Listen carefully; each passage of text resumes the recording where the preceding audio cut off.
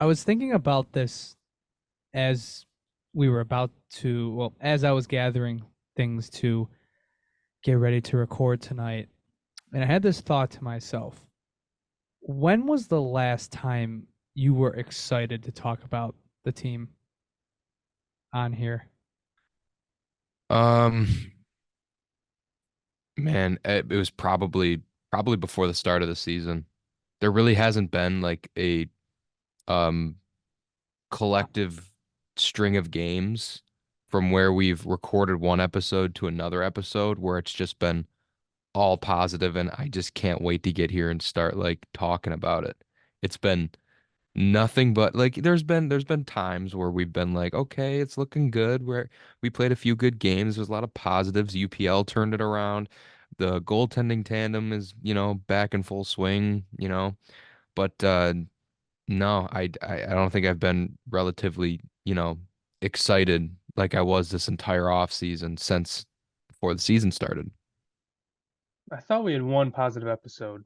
Correct It me if was I'm wrong. recent. It We It was had one. positive, but that was like it was funny that it was positive. I'm talking about yeah. like genuine excitement. The only episode that I could think of was draft night.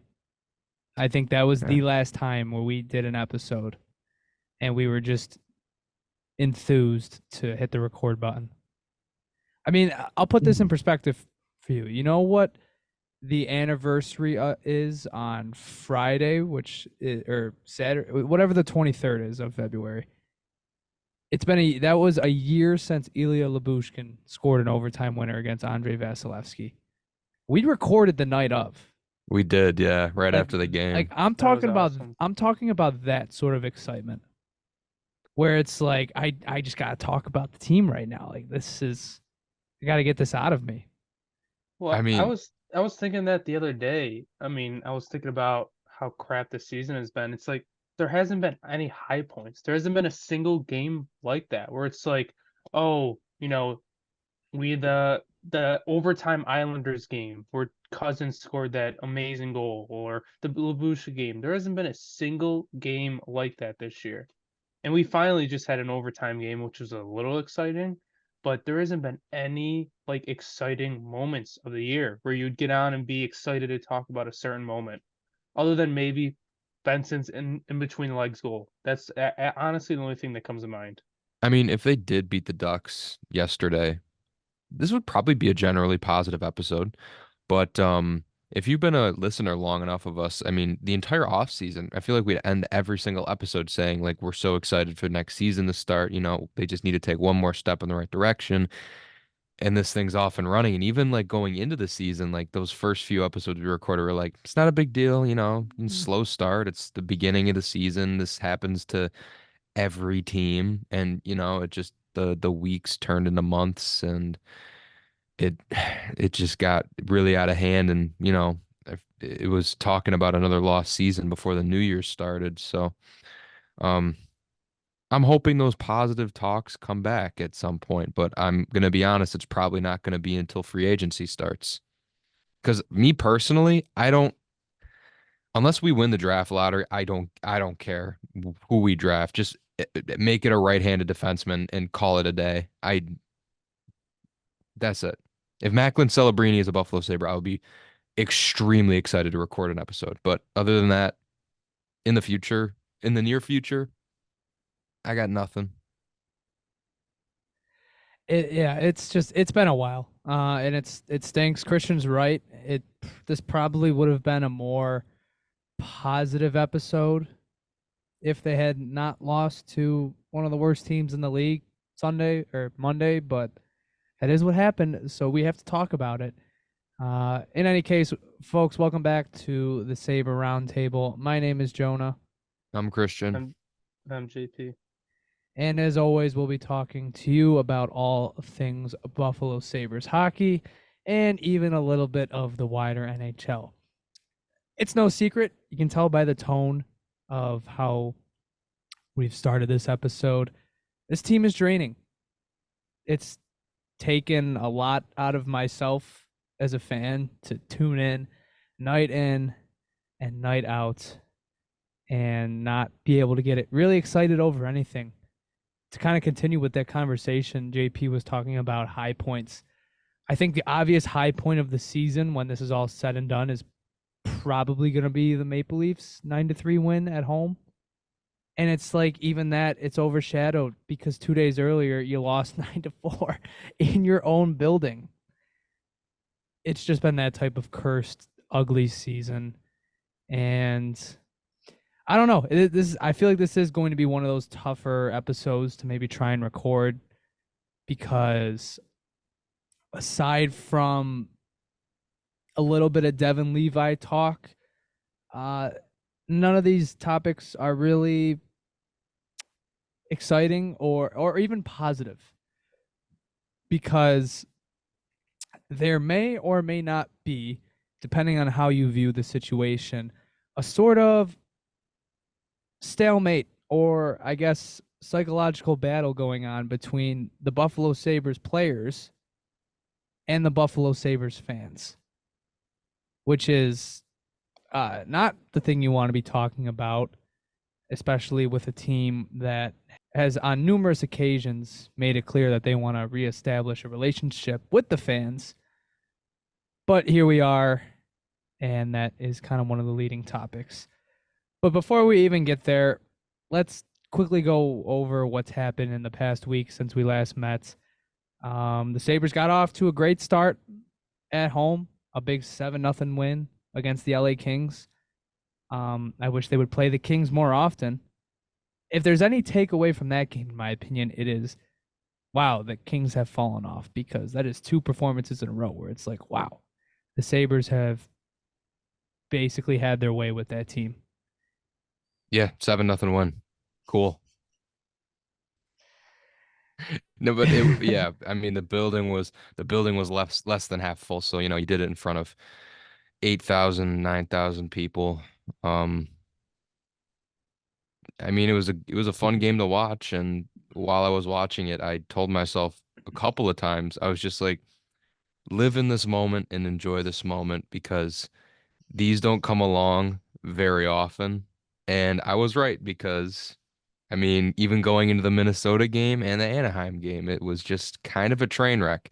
The Minnesota game was fun. It was extremely fun to watch. I mean, even going into the third, I mean, it was really back and forth. And even in overtime, I mean, honestly, I don't know. They probably shouldn't have won that game, but they found a way. And then, the Anaheim game. But yeah, doubling back, as Ryan Hagan would put it. I I enjoyed watching the Sabres kick the crap out of the Kings. It was a lot of fun.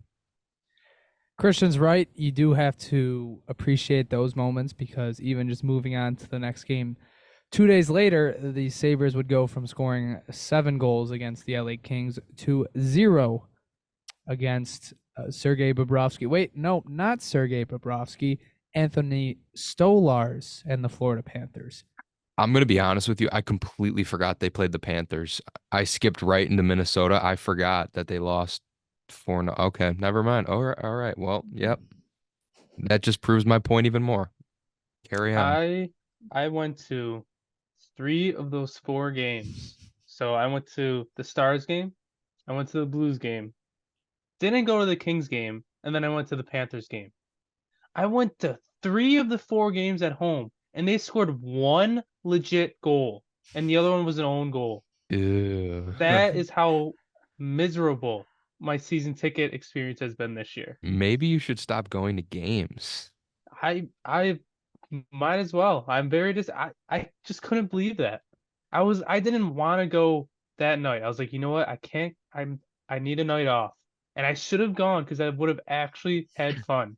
But I no, need the a other 3 break. games, I just sat there in disbelief and left early 2 times. I went and watched beer league hockey after the Panthers and had more fun. Man, Christian's really rubbing off on you leaving these games early. But Christian, I don't think when you ask JP, maybe he should stop going to games. Maybe you should stop watching games because apparently you turned off the television during the Minnesota game, and then the Sabres tied it with a minute to go.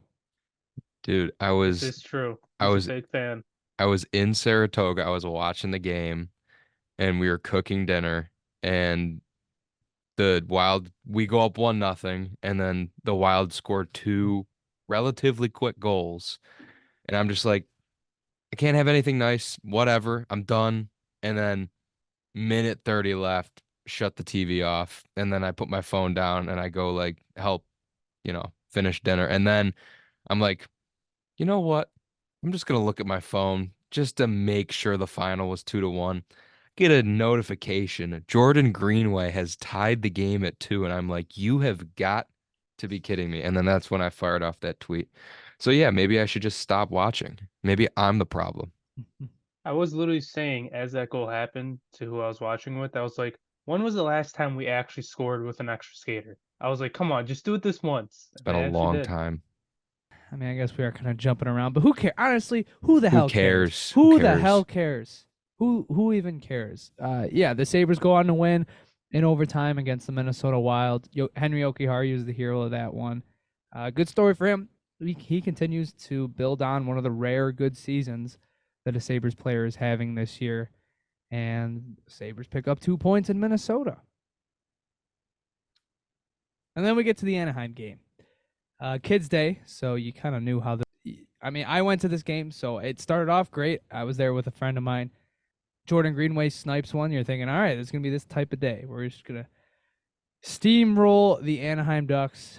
Doesn't happen. Anaheim ties it. Sabres get back the lead. Anaheim ties it, then takes the lead. Sabres tie it, and then Anaheim takes the lead again. And then that would be it. There would be no more goal scoring going into the third period and beyond. A funny story from this game.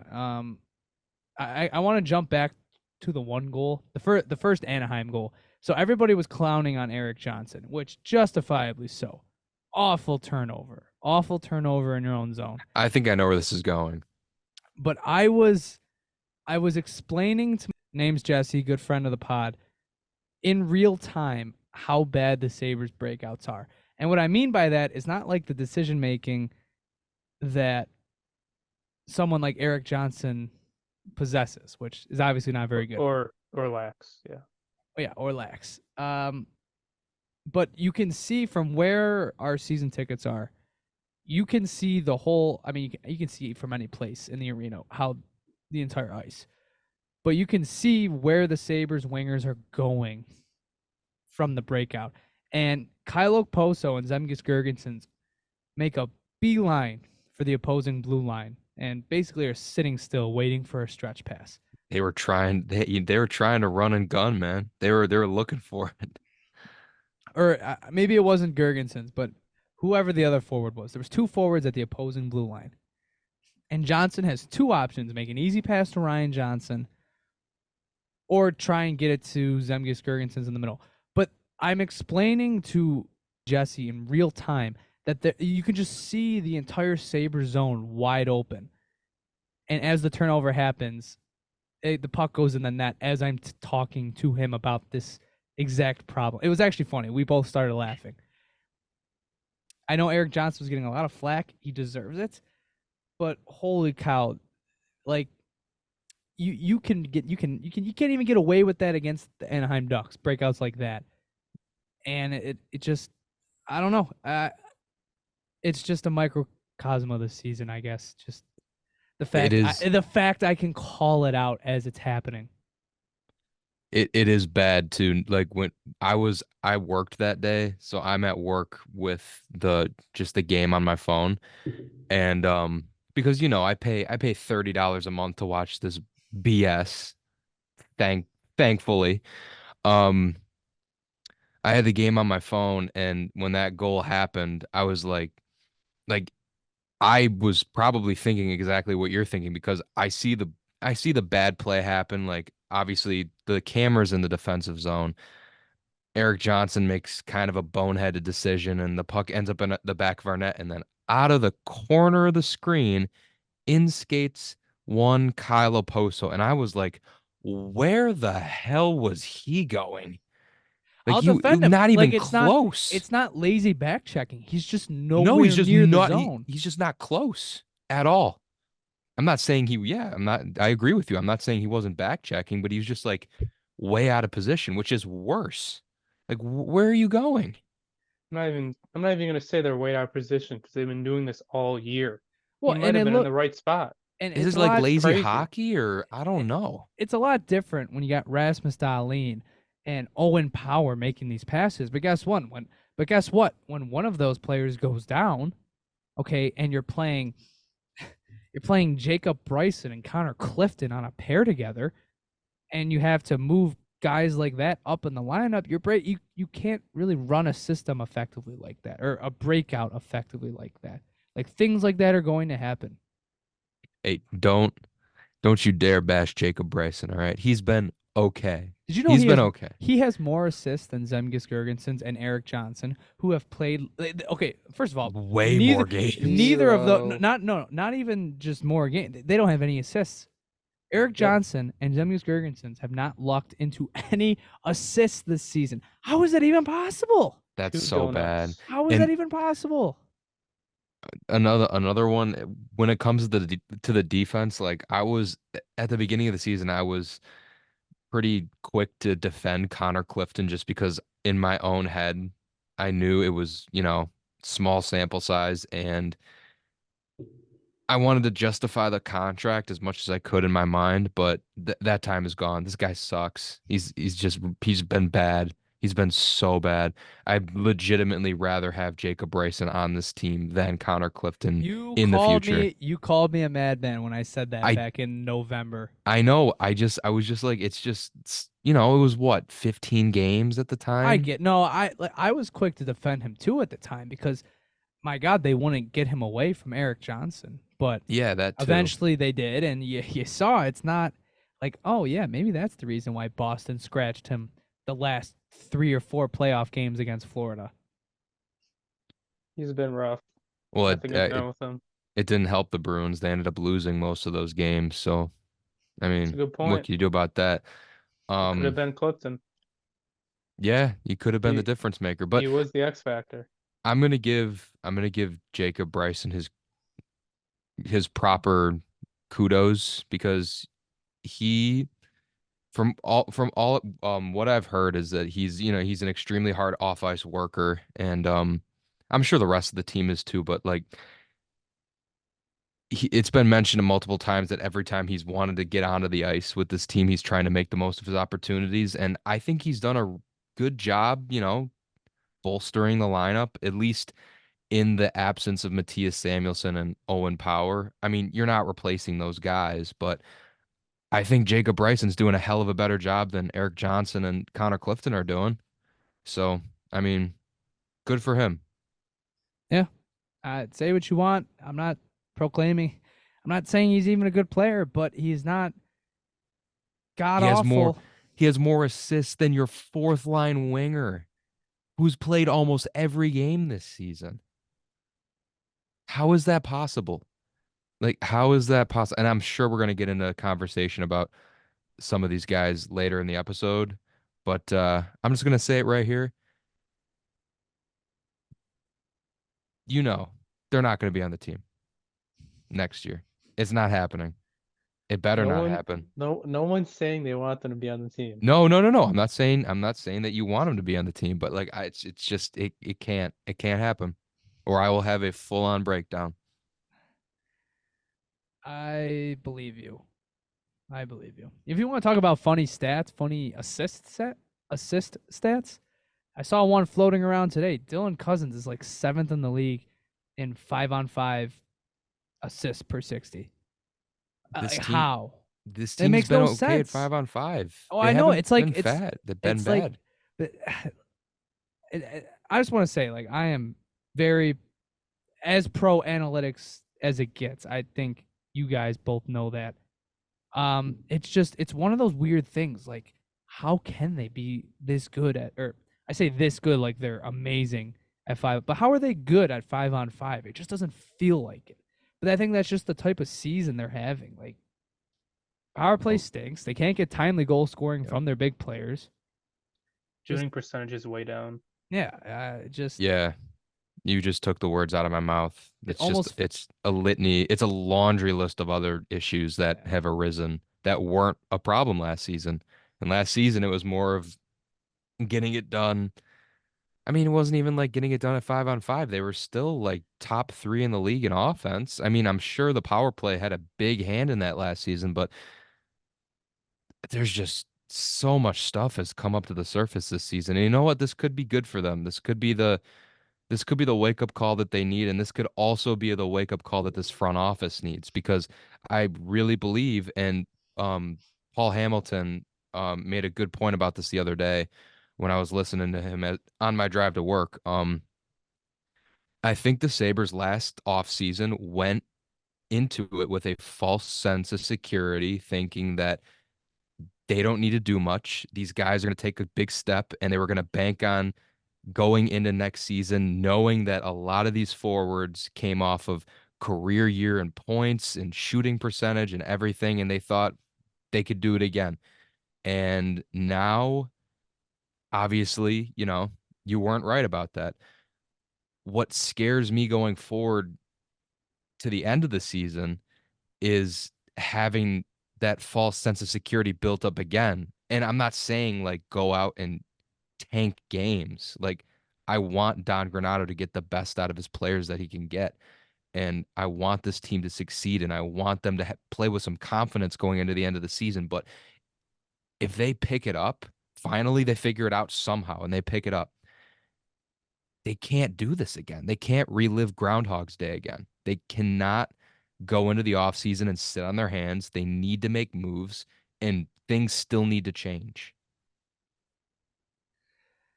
before we get off of this and kind of into the main course, which has obviously been which was obviously a big source of debate.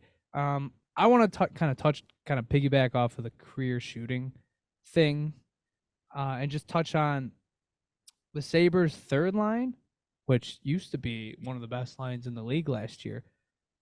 Jeff Skinner, Tage Thompson, and Alex Tuch reunited, and it looks like that scene in Space Jam where all the players get their basketball abilities taken away from them, and then they look at a basketball and they have no clue what the hell to do with it. That's what Tage Thompson looks like. Jesse and I, first of all, he's like the biggest Tage Thompson fan out there. There's kind of a funny story with me and him behind it. We were laughing because we were laughing so hard after he missed that breakaway. Like he had a breakaway from the red line onwards, and it looked like in real time he missed the net. Like what the hell happened to this top line? I mean, I think I know. I think they're all hurt, and I think there's natural regression that came along with it. But holy, it's tough to watch. Like it's really tough to watch. Yeah, they've been brutal. Skinner's been pretty much non-existent. Like at least Tage is like you notice him out there, whether that's good or bad. Where I think Skinner has literally just been invisible out there the last, I don't know, 10 games. And Tuch was doing pretty good with what he was with Cousins and Greenway before, or he was with Mitz and Greenway before. He was doing pretty good. And he was thrown back on the top line to kind of salvage that top line because it's been so bad. And their Lord and Savior Kyle Okposo was not able to rejuvenate that line. But it's it's not even our top two. It's not even one of our top two lines right now. It's legit our third best line right now. It's hard to watch. It's very hard to watch, and it's sad to see. I Like if you mean, want to look at one big reason on why our season's bad, you could look at our top line is not even one of our top two lines. I did think some natural regression would be in order, not to this extent, but I also do believe that they are playing through injuries, especially Tage and Skinner. Um, we've seen this out of Skinner before. Like there'll be a season he goes quiet, and then he'll have a couple of really solid ones. Tage, I mean, he burst onto the scene, just about 2 years ago now. Um, I don't think it was a fluke. I think if it was a fluke, we would have known a long time ago. Um, but yeah, it is disappointing to see because they could have won a few more games for you. When your top line is producing, I mean, you saw it in the Anaheim game. Anaheim's top line had three of the goals. Vetrano's line. When your top line produces, they're game changers, and it has been missed this season. Okay, let's dive into one of the weirder things I think I've ever kind of experienced. The Sabres versus their own fans. So Mike Harrington, who has his own reputation in Buffalo, puts out a story a few days ago that he had been getting tweets and emails from fans, from Sabres fans, in the last month that the Sabres were leaving the ice without skating to center ice and raising their sticks to salute the fans, which is something they've been doing for a long time now. I was actually listening to Joe DiBiase on Lockdown Sabres. He said he remembers, apparently it was back in 2011 when they started doing this, or shortly thereafter. Maybe they should stop. Maybe this is good. What's happened from 2011 and now? Nothing. Well, that and the thing is it's not a normal. It wasn't a normal thing. Like the Rangers were the first team to do it, and I think the Sabres were just one of the ones that just kind of started doing it themselves, and they've been doing it ever since. So Harrington gets all these questions about the lack of being saluted after home wins, and he himself decided to stick because the reporters after games, they don't stick around in the press box. They go from the press box right down to the locker room as soon as the buzzer sounds. So they don't see any of this. And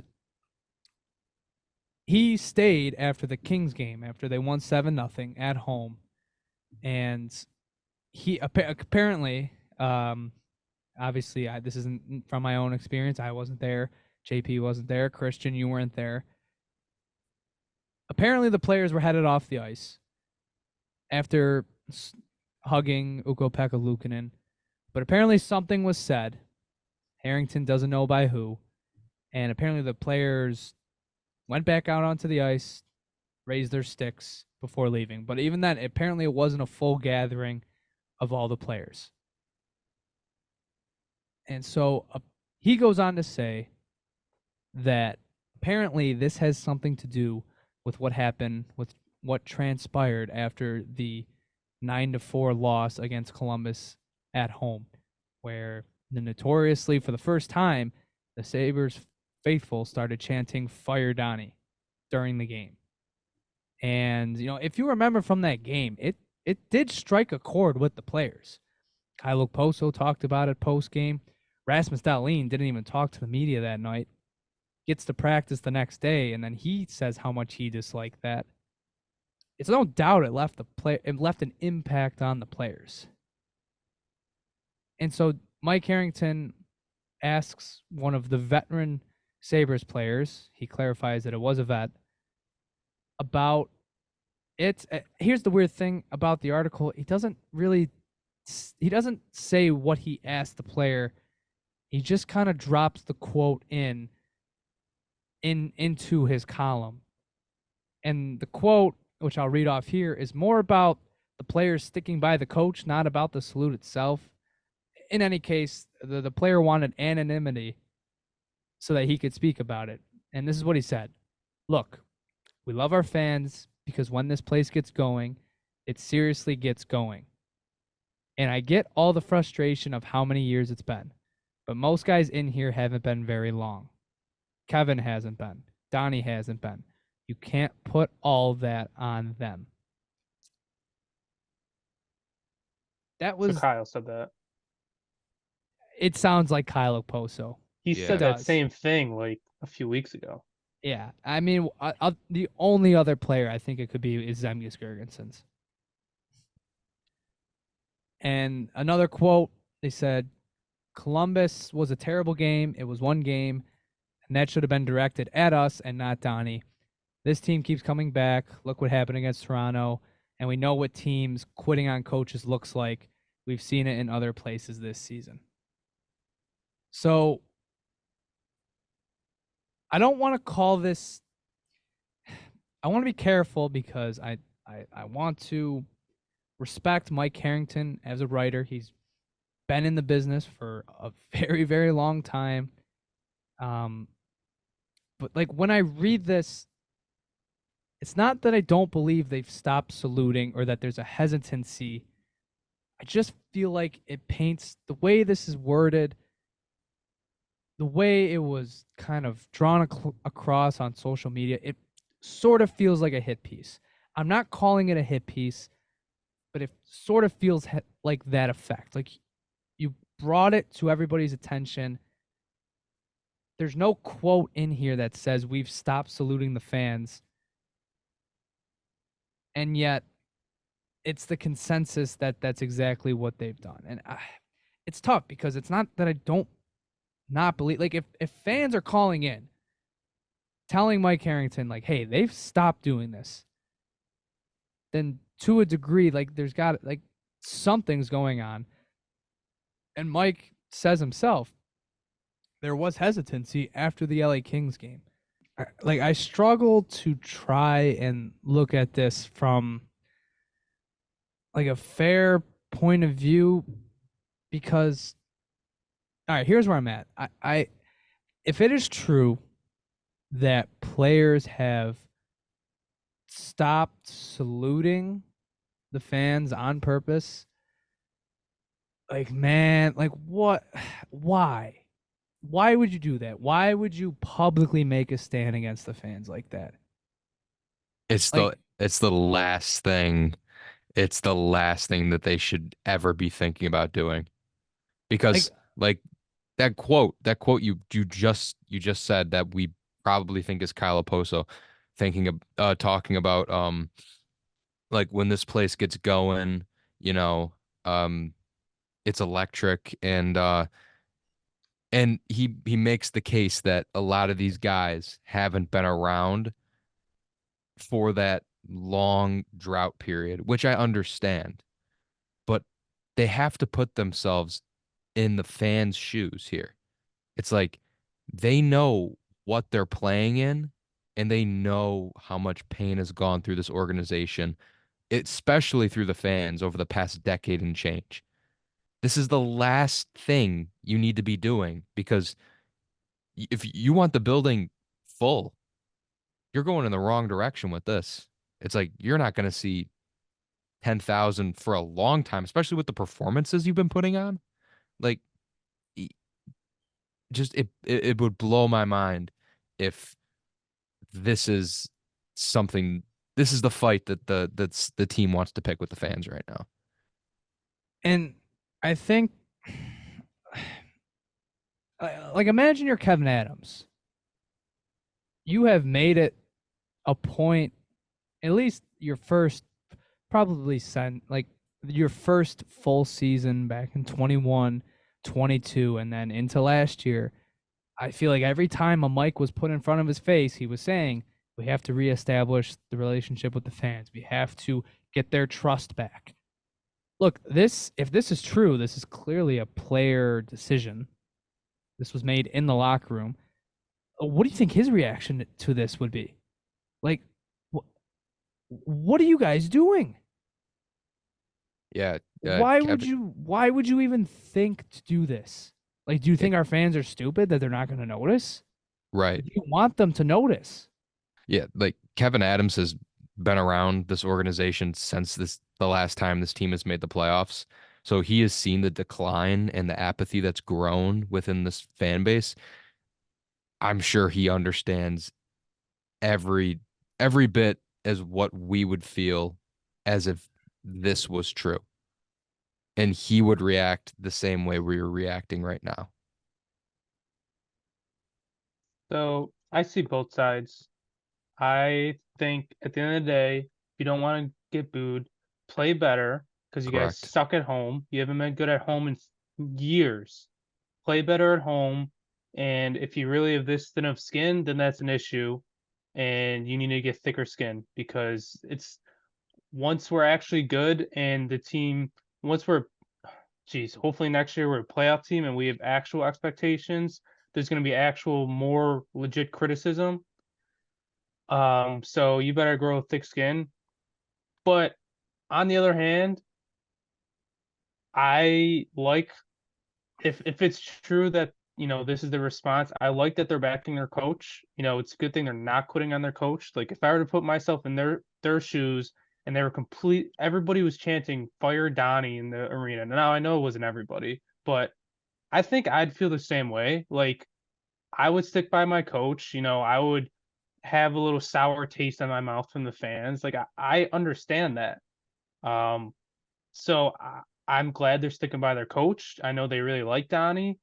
And for all the people out there, like that's a good thing. You want your players to like your coach. Like just because they like their coach doesn't mean no, that's part of the problem. But at the same time, just play better and this won't be an issue. Like it's not Donnie's fault.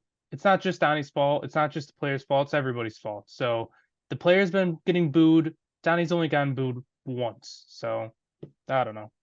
I see Well, both sides, but that like I see both. Of course, I see both sides. It's a paradox.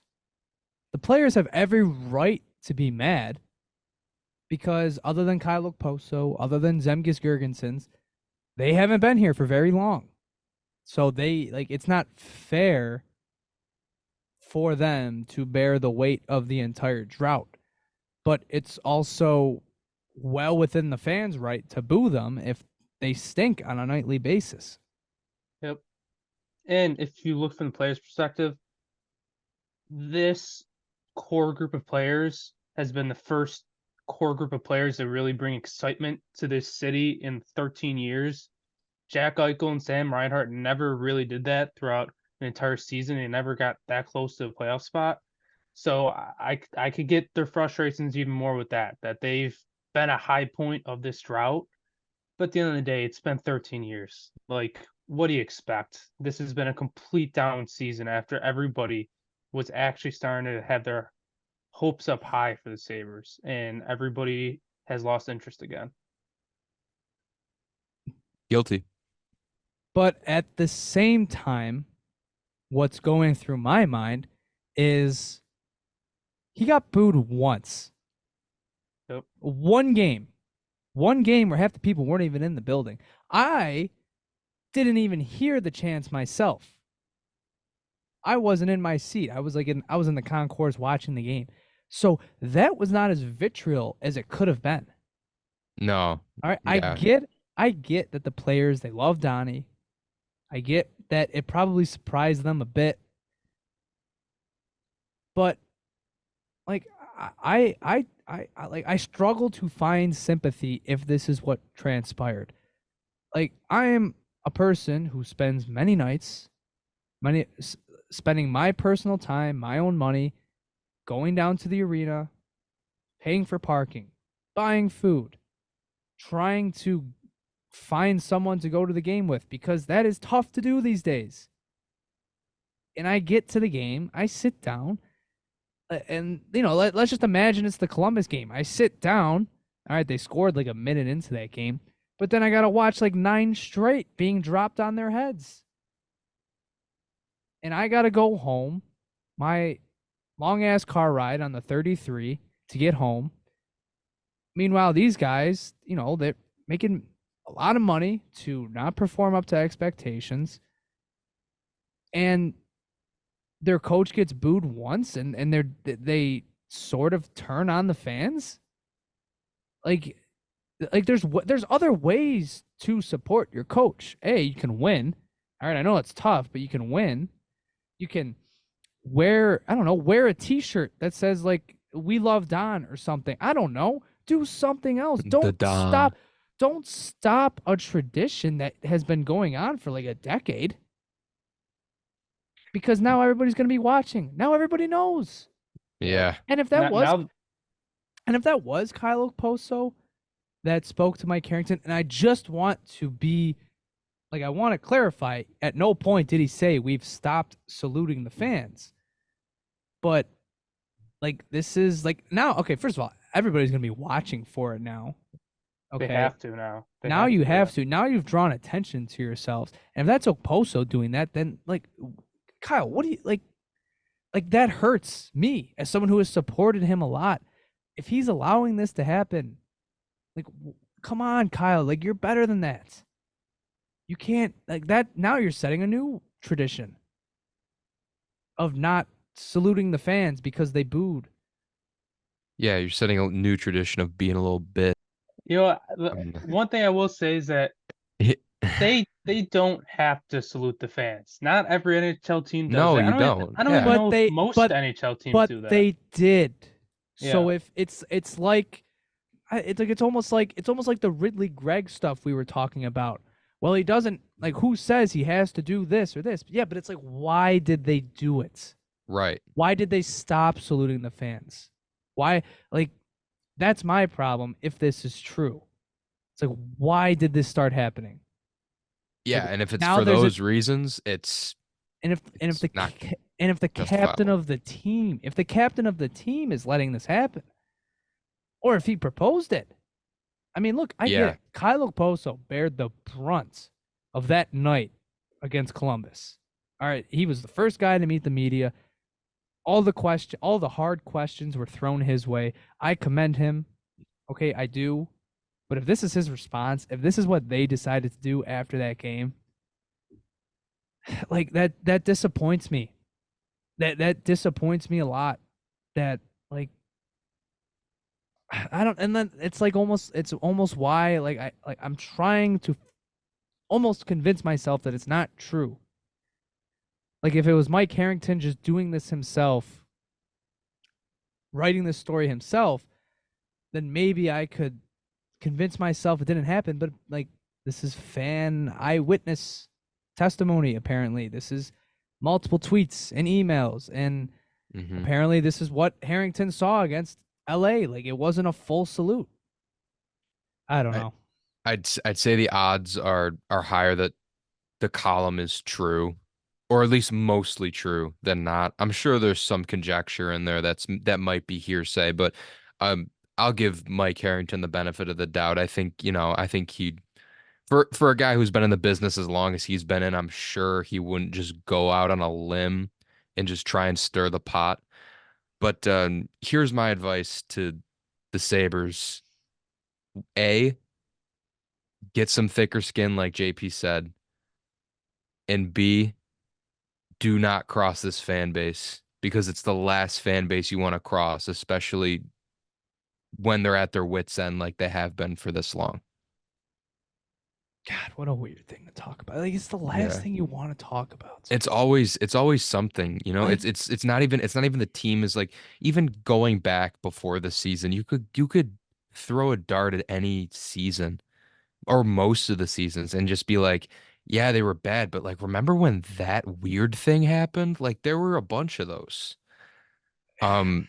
Jack, I'll say this: if Jack Eichel's team never stopped saluting the fans, and like that, No. Man. And you make a good point too, saying that, like, these guys, like, we support them with our discretionary income. These guys have more discretionary income that we could ever dream about We're not having. even booing them. I mean, No, we're not. we are, but like, the thing that got to them was something that was being booed towards the coach.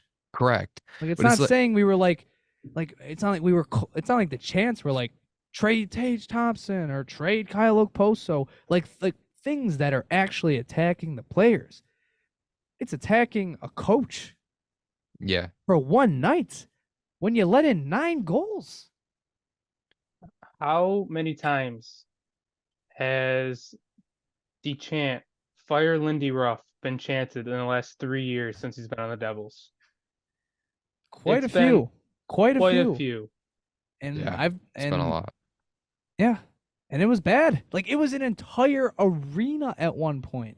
Yeah, this was probably one section at the Sabres game. It was probably some, Of a let's be half full honest, it arena. was probably some people in the 300s who might have been a little liquored up I and was gonna started a say chant. Hopefully. had a bit too much from Southern Tier on a Tuesday night. Yeah, like and that's the thing. Like, are you really you're gonna group them in with the entire fan base? And Like this is the hill really? you want to die on? Like really? As a team, this is the hill, this is the battle you want to fight with this fan base right now. And I want to go back to what I was saying, like Jonah, you brought up a good point. Um, we support this team with our discretionary income. Like we these guys have more money than we could ever dream about having. And when the season ends, we sit around and we talk about the team while they go back to Sweden, Finland, Canada, wherever, and they golf all summer. It's like live up to the expectations. Yeah, so what? We booed your coach. Grow up. Go cry into your pile of money. Good It's not Lord. it's not like Bunch of crybabies. it's not That's what even I'm hearing. it's not even live up to expectations. I don't know.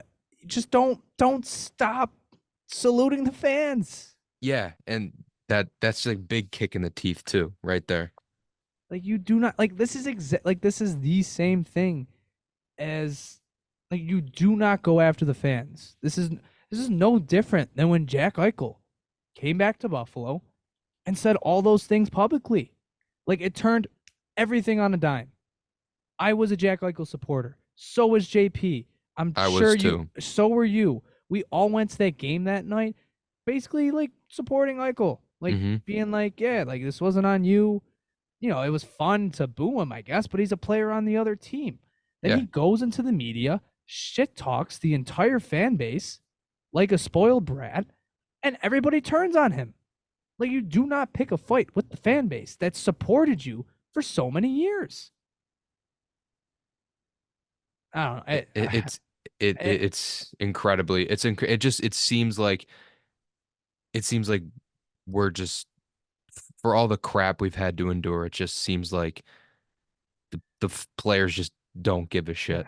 And They it's just like don't care. It it's just like they don't care at all. and it's like I still want to be careful because like it could come out tomorrow where like they ask Rasmus Dahlin and it's like what? That's ridiculous. We haven't stopped saluting. And then it's like we look like a bunch of idiots for ranting about this. But Well, we could address that in the next episode. yeah, it's like it's even the idea. It's the idea that this happened. It irks me. It Yeah. irks me in a season like this. I don't know. I was gonna say, let's move on. This is starting to get a little toxic, and let's not overreact to this because we don't know it's true. It's just a rumor, basically, and I think it's a at the little end, more than a rumor. It's a little bit I, more, but it's not it's nothing concrete. yeah. That's just I don't know. We'll Let's just not yeah, blow it out of proportion. How about that? yeah. We'll continue to monitor it. Maybe in a month or so, when they win a home game, we'll be able to check in. Yeah, it's not like they went into the media and bashed the fans. This is, No, I don't. It's just this isn't even close to I that. guess what we're getting at is it's more of an indirect way of bashing the fans, but I understand. all right. As JP said, let's move on.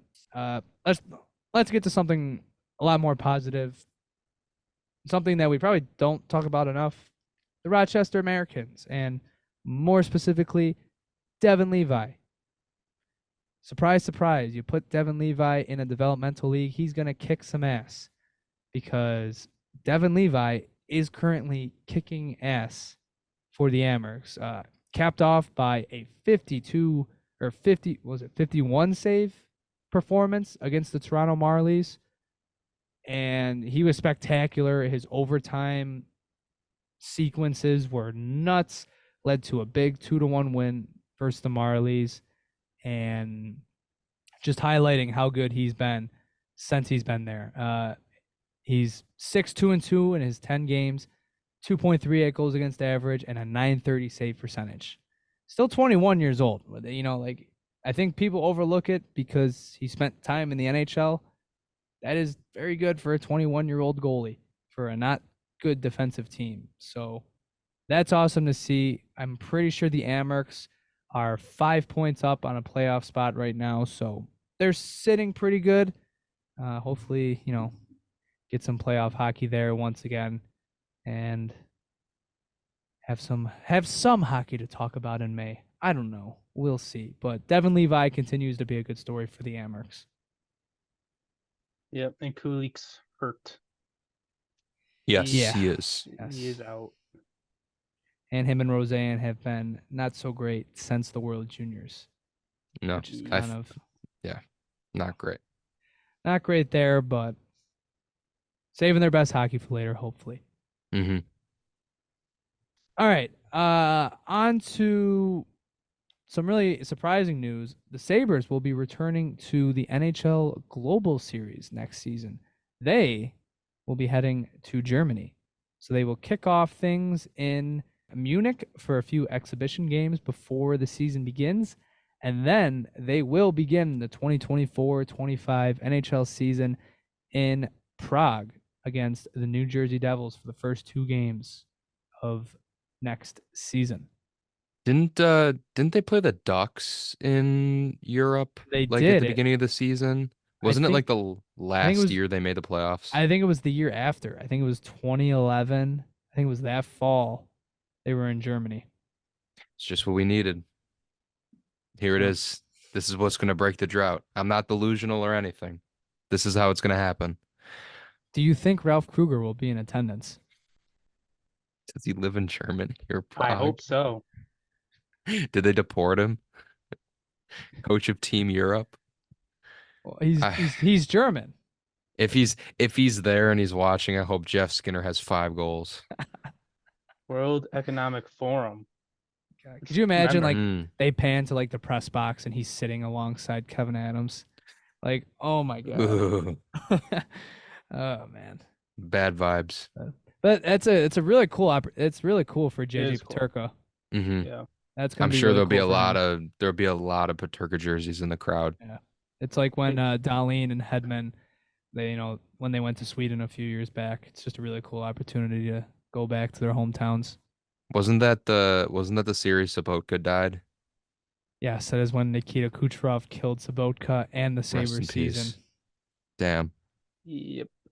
I don't remember having as big of a gap as the Senators had this year, though, coming back. No, the Senators, I felt like were off for like 2 weeks after this.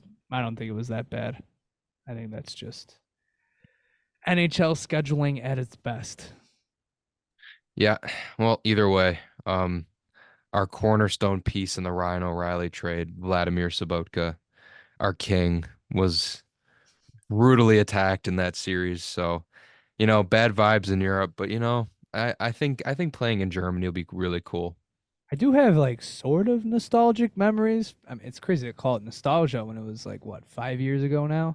Mm-hmm. Just watching that in my high school cafeteria, watching those 2 games and getting mad because they got boat raced in both. Yeah, they did not do well. No. But cool news nonetheless. All right, on to some trade topics. So, a little bit of news today. Logan Couture has been added to the fourth period's trade board, and among the teams linked to Couture is the Buffalo Sabres, which is interesting. I just saw a tweet from Sabres Metrics like probably from 5 minutes ago, and he said, "When is the last time the 4th period has gotten anything right regarding the Buffalo Sabres?"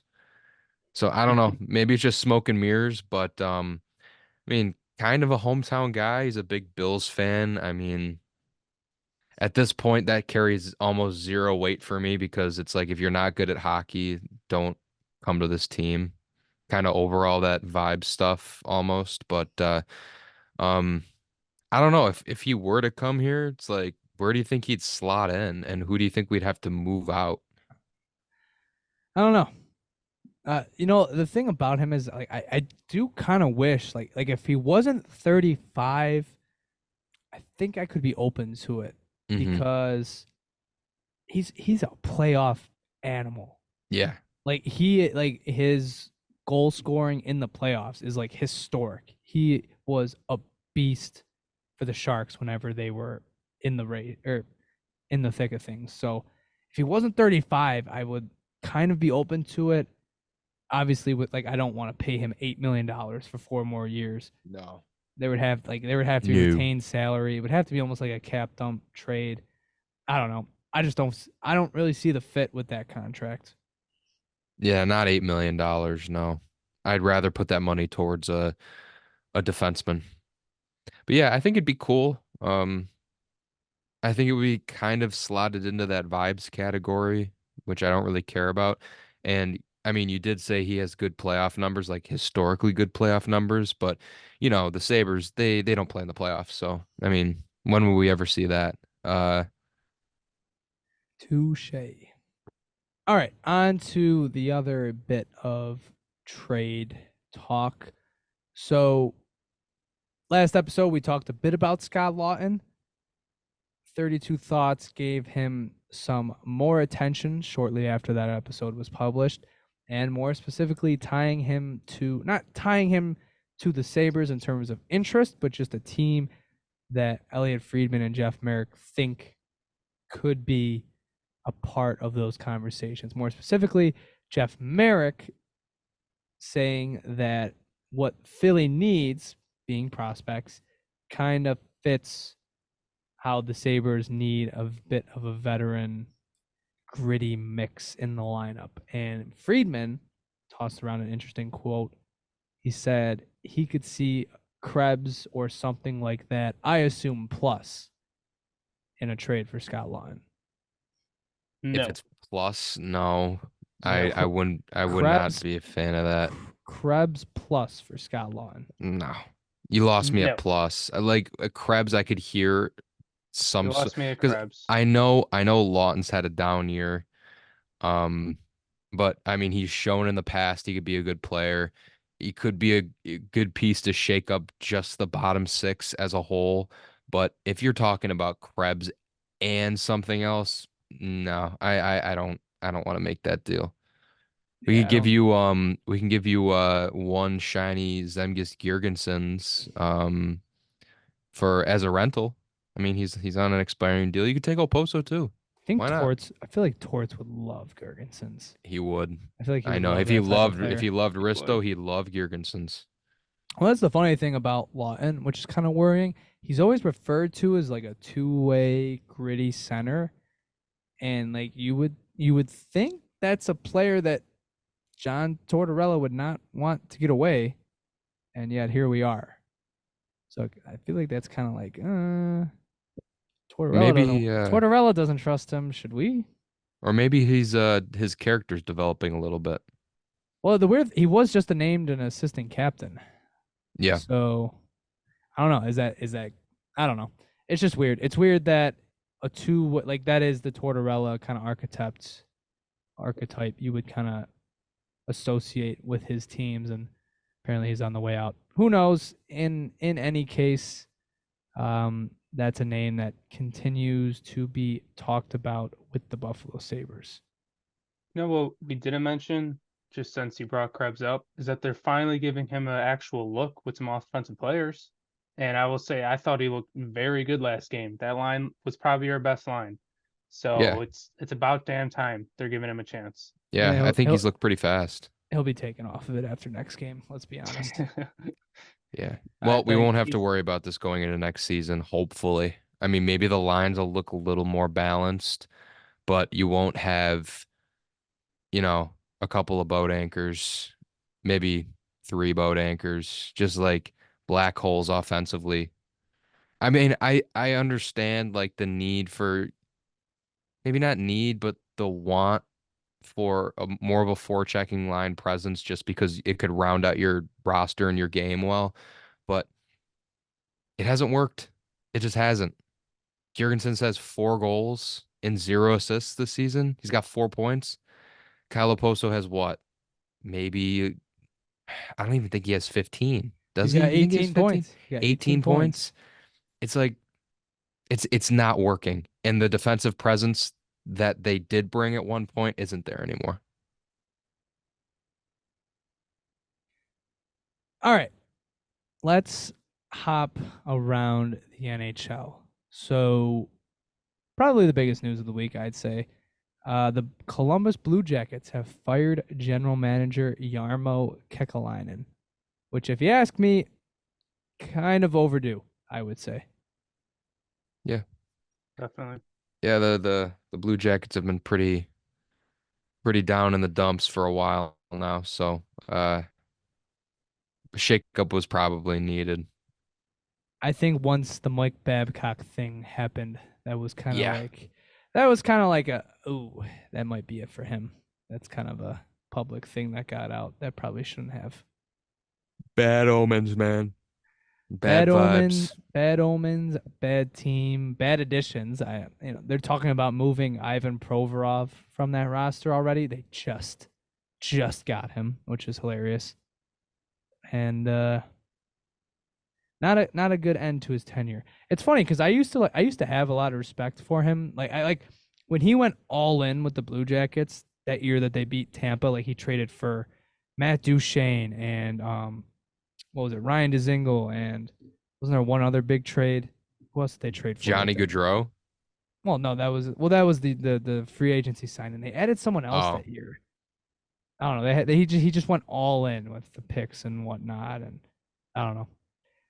Big fall off since then. So that will end Jarmo Kekalainen's time in Columbus. All right, on to the NHL Stadium Series, which was this past weekend. I gotta start this by asking, did you know it was this weekend? no. Did not know until I saw some of the game. So I was out of town and I was just flipping through channels until I think it was I don't know what I came across, either ESPN or TNT, and it was someone was interviewing the Jonas Brothers and they were at MetLife Stadium and I saw the hockey rink in the background. I was like, "Oh, that's that's tomorrow or today?" And they're like, "Yeah, the game's on tonight." I'm like, "NHL marketing at its finest, you know? Just always A+ material." I actually think I did know it was this weekend. I thought they marketed this a little better since it was at like MetLife Stadium. I would have to actually agree with JP. Like I thought it was better this year. And I also Mm-hmm. think it helped that the games were really good, specifically the Rangers and the Islanders with It was Yeah. a that fun ending. Yeah. insane comeback, insane choke job by the Islanders. Um I thought it was better. Like they did a better job this year. I That's agree. that's what Lou gets for not letting the boys get to, have a little fun with it. You see the Yeah. Rangers show up in or was it the It was Rangers or was it Philly. the Philly? It Philly. was yeah, Philly showed up in the Rocky stuff, which is cool. Lou, he's like, "Nope, shirts and ties, boys. That's Nah. it." Well, that's what you get. Speaking of the Islanders, some little bit of a silver lining for them and their fans. They will be hosting the next All-Star game in 2026. It's kind of been talked about how like Toronto is, like these All-Star games being in colder locations, the players will not want to be there as much. Yeah, I think that might just happen again. I don't know if any of the players are going to want to go to UBS Arena on their breaks. Although it is supposed to be like they classified it as like a launch party before they all go to the Olympics, before they all go to Italy. So That'd be cool. I don't know. Well, you could always go to the Cheesecake Factory on Long Island. Have fun with that. You could be on a beach in Cabo, but no, if you're good at the sport, you are going to Long Island, New York. Some other news: the next Stadium Series game was announced. It's going to be between the Detroit Red Wings and the Columbus Blue Jackets in their first ever outdoor game on March 1st, 2025. So there is your spiritual successor to the Michigan versus Ohio State game. Yeah, it'll It's at be it. Ohio State, isn't it? It is at Ohio State. Yeah. That's Which that'll is be a pretty cool cool. sight. That'll be a Yeah. cool sight to see. It will be pretty cool. Some smaller news: Jack Eichel, who was already on IR, was placed on LTIR yesterday. Cap So circumvision. Here we go. No, Take that time. Did I say it wrong? cap circumcision. I didn't say that. I said vision. No, it's circumvention. it's circumvention. That's Oh, jeez. circumvision. Oh my god. Cap circumcision at its finest, ladies and gentlemen. Oh my All right, god. my That was so bad. funny. Cap Circumvention. circumvention Oh at its my best. god. At first it's the Ah. Lightning, and now it's Vegas. You know, it's always the teams that even the Leafs. It's always the teams that are pressed up against the cap, and they have a few lingering injuries, and they have a playoff spot. You know, somewhat. You know, at least comfortably sitting in a playoff spot. They're just like, you know what? We'll throw you on long-term IR. We'll activate you for the playoffs. They Hey, need to do something about that rule, man. hey, one day we'll take advantage of it. Oh One yeah, day I we'll can't take. I can't wait. I was gonna Jeff Skinner's gonna I get know hurt. we're and- gonna stash Jeff Skinner on a long-term injured reserve. I can't wait to put Logan Couture on long-term IR and in January and then activate him for Yeah, playoff Logan. they're gonna trade for his ghost this offseason and Yeah. just stash him till next April. Just wait for him because he's a beast in the playoffs. A few days ago was Jaromir Jagr's jersey retirement ceremony, which was pretty cool to see him back in an NHL setting, back in a Penguins jersey for the first time in forever. Back was on that the cool- ice. Back Yeah. on the ice, practicing. Looked like he could suit up. In his 50s. He's a legend. Nuts. Looks good, man. Nuts. Saw that cool picture of him, Mario, Sid, and Malkin all together, which yeah, that's a cool picture. That's just a flex. Yeah. Like that's a flex. That's That's- your alumni. That's 40 plus years of greatness in your organization. You went from Mario Lemieux to Mario and Yager to Yager back to Mario, then Mario to Sid and Malkin all the way up to the present. Pretty good legacy. Pretty good. Mhm. And then there was the infamous quote by Yager during his little speech that his girlfriend Dominica was too young to remember when he played in Pittsburgh.